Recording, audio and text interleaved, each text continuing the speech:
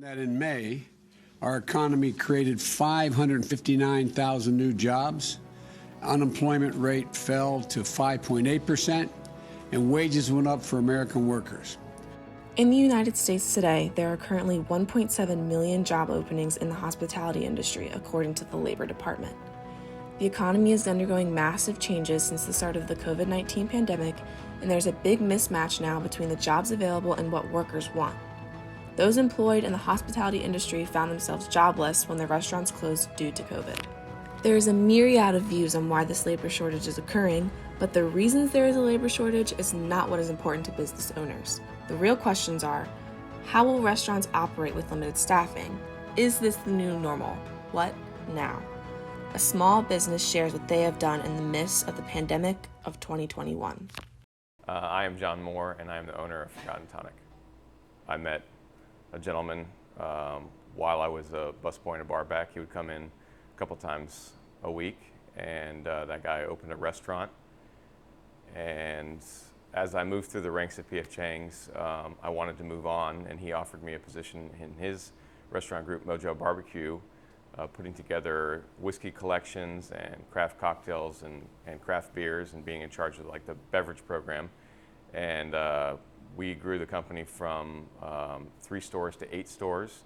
And at that point I left to kind of challenge myself, and he helped me find this location and get financing, and that's kind of how I've gotten to where I am right now.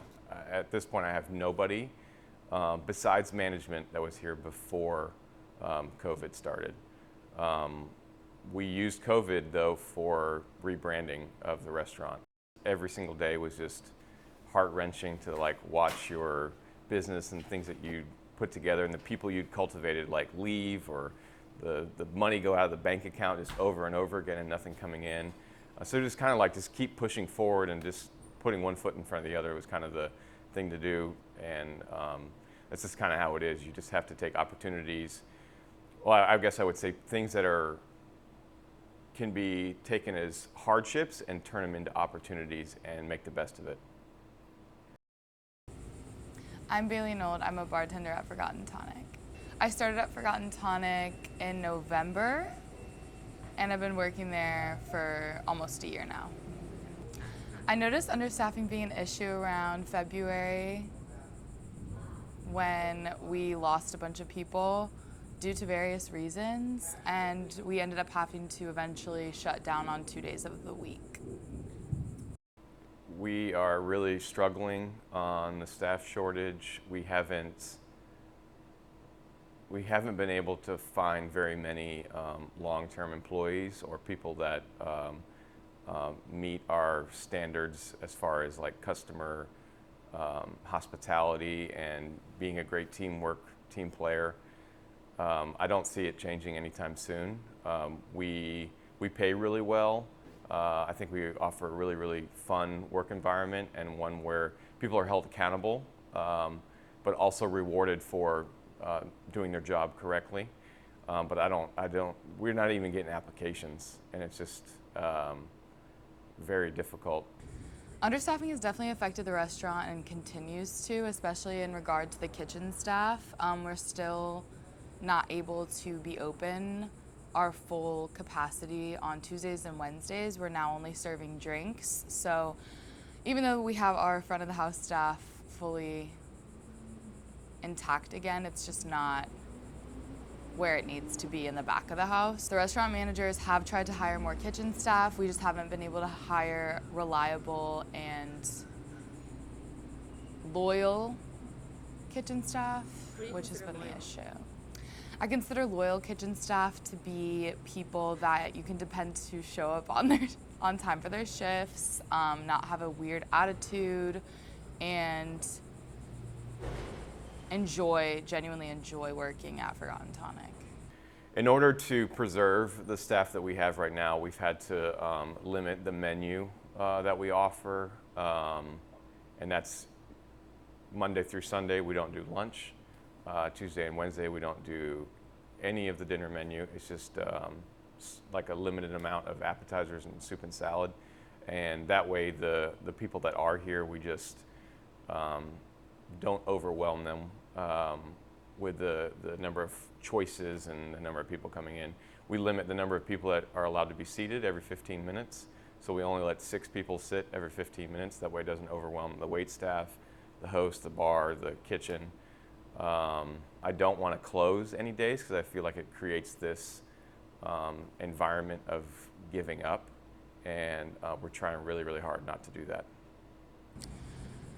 The understaffing of the restaurant has definitely affected me personally because I am a loyal and dependable worker, so I have been pushed to my limits lately and had to pick up on the slack of others.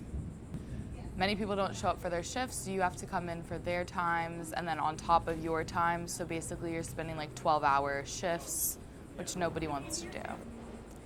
I think that the Forgotten Tonic managers have done their best to protect employees from burnout. However, there are only so many options that they have, and considering a few of us love to make money, it's not under their responsibility to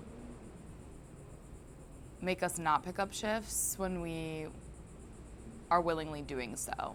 So they've done their best. Obviously, when they ask, certain workers will do that, and it just results in burnout, but not because of them. So why do you stay?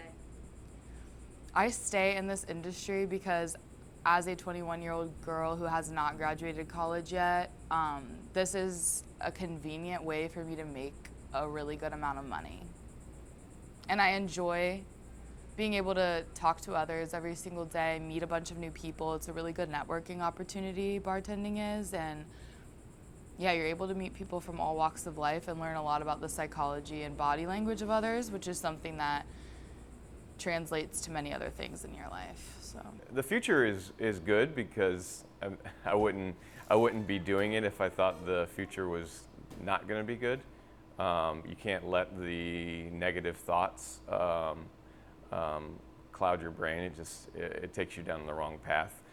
We were able to purchase our next door neighbor, so we'll be expanding to create kind of a waiting room and a bigger work area for our kitchen staff. So I see it only getting better in the coming years. Our sales are really, really good, and we're not even offering lunch. So there's a really big room for growth in that area of the restaurant. What I want Forgotten Tonic to become is a staple of the St. Augustine scene and be one of the best bar and restaurant experiences you can have.